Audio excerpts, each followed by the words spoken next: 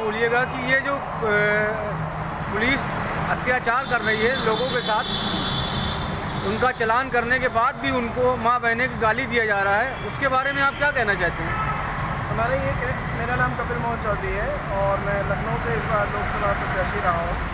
मेरा नाम पार्टी का नाम है मेरा अधिकार राष्ट्रीय जनता पार्टी। ये जो पुलिस एक्चुअल में जो जैसे मान लीजिए कहीं पे कोई आदमी गलत कर रहा है, जैसे टेम्पो है कोई गलत जगह खड़ा कर रहा है, कोई बात है तो उसको आप बताइए पहले। वो क्या करते हैं, सीधे गाली पे आमादा हो जाते हैं, डंडा चलाएंगे गाली बकेंगे सीधे। तो उससे क्या होता है, उनकी एक आदत पड़ गई है और इस आदत का नतीजा ये होता है कि जो बात आप कहने जा रहे हैं वो बात ना लागू होकर के आप दूसरी जगह पे बात चली जाती है फिर, और एक पुलिस की जो छवि होती है उससे वो भी ख़राब होती है। समझाइए, बात करिए, ऐसा नहीं कि नहीं मानते हैं। आपने इको गार्डन पे धरना रखने की बात करी तो उन्होंने आपसे क्या कहा था?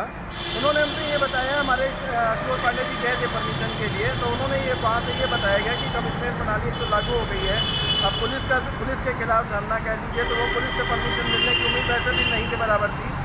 और दूसरा उन्होंने कहा हम किसी को परमिशन नहीं दे रहे, तो हम लोगों ने फिर जब देखा किसी को नहीं दे रहे हैं तो फोर्स ना करते थे, हम लोगों ने कहा एक ई धरना की व्यवस्था करी हम लोगों ने अपने पोर्टल के लिए और एक हैशटैग ट्रेंड किया, क्योंकि यहाँ तो कोरोना नहीं आएगा ना अगर इलेक्ट्रॉनिक माध्यम से कर रहे हैं। तो वही हम लोगों ने इसका एक ही जो धरना है और जो हैशटैग है उसके प्रचार के लिए हम लोगों ने प्रचार वाहन निकाला हुआ है इस समय, और ये 12 और 13 तारीख 2 दिन चला है। उनका कहना क्या था कि जीपीओ पे आप धरना रखिए विधानसभा के सामने, वो कहीं तो परमिशन देने को तैयार नहीं थे। हम लोगों ने संख्या भी इसीलिए 10 की बताई थी, केवल 10 लोग हैं, अगर वो संख्या कम होती शायद कम भी, वैसे भी 4-5 लोग भी काफ़ी हैं, धरना की सिम्बोलिक होता है वो, और वो 10 की भी परमिशन नहीं दे रहे थे वो, तो उन्होंने सीधे से ही मना कर दिया कि कोई परमिशन नहीं है। तो ऐसे हालात में आप गाली भी देंगे और हम विरोध करने के लिए भी अगर नहीं अपनी बात भी नहीं कह सकते आप तक, तो फिर हम अपना तरीका दूसरे तरीके शांतिप्रिय तरीका भी हमने अब अपनाया है। हम कोई एंटी एलिमेंट नहीं है जो समाज को नुकसान पहुँचाए, जो हमने पुलिस में का विरोध भी कर रहे हैं, ये सुधार भी है एक तरीके से। अगर पुलिस अपनी भाषा सुधारती है तो उसकी भी छवि अच्छी होगी, ऐसा नहीं कि सभी खराब है पुलिस। वहीं पे जो हमारा वीडियो था उसमें कल्पना जी के लिए हम लोगों ने कहा भी है कि उन्होंने सभ्य भाषा में बात की। तो सर ये कार्य करने से आपसे कुछ आपको लाभ दिख रहा है? ऐसा कुछ पुलिस वाले में कुछ सुधार नज़र आ रहे हैं? सर देखिए, मुहिम की शुरुआत हुई है, ऐसा नहीं कि सुधार नहीं है, उन तक भी बात पहुंच रही है धीरे धीरे। कई पुलिस वालों भी मिले हैं हम लोग, पुलिस ने भी उसके वीडियो बनाए हैं, देखे हैं, वो भी समझ रहे हैं, कहते हैं हाँ कुछ हो जाता है ऐसा। तो सब नहीं खराब है, लेकिन जो इस तरह का परंपरा बनाए हुए जो पुलिस मित्र है हमारी, वो हेकड़ी करके दादागिरी जब शुरू करती तो बात वहाँ ख़राब हो जाती है, और उस तरह से कई मुद्दे ऐसे होते हैं जो सॉल्व होने होते हैं, वो नहीं होते, तो झगड़े की तरफ बढ़ जाते हैं, और ऐसा कई मामलों में हुआ है। जैसे पॉलिटेक्निक चौराहे पे देखा गया, जो हमारे आशुतोष जी जा रहे थे, उन्होंने मास्क नहीं लगाया था।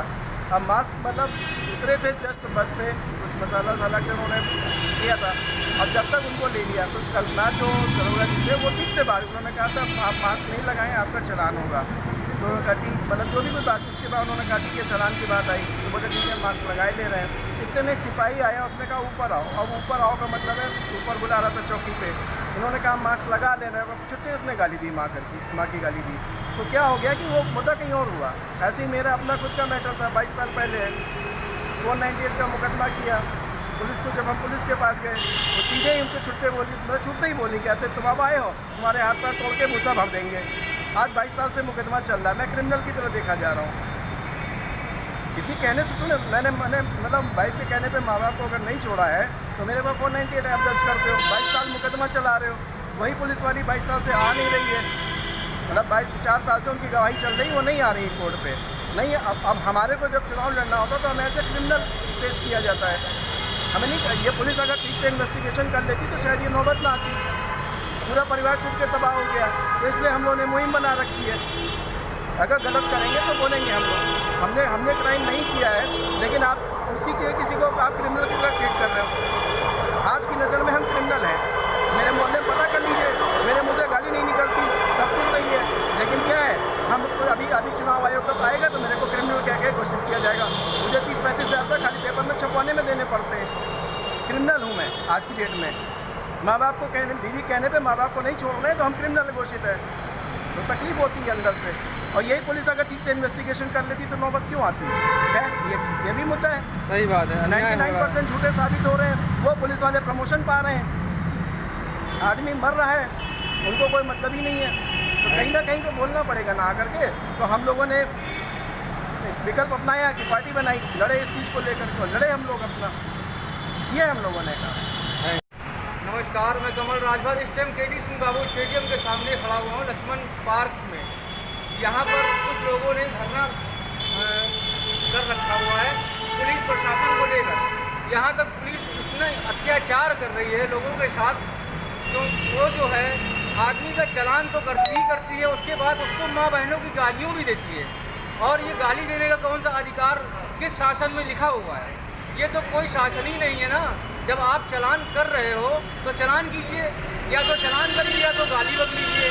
आप चालान भी करना है आपको और गाली भी देना है आपको, ये तो कोई बात नहीं हुई।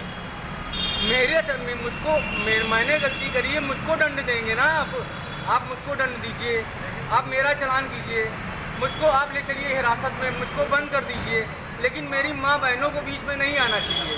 मेरी माँ बहनें जहाँ पर बीच में आएंगी तो मैं किसी के पक्ष में नहीं बोलूँगा, मैं सीधे आपको भी गाली देने का हकदार बनता हूँ। कमल राजभर की रिपोर्ट, न्याय आपका।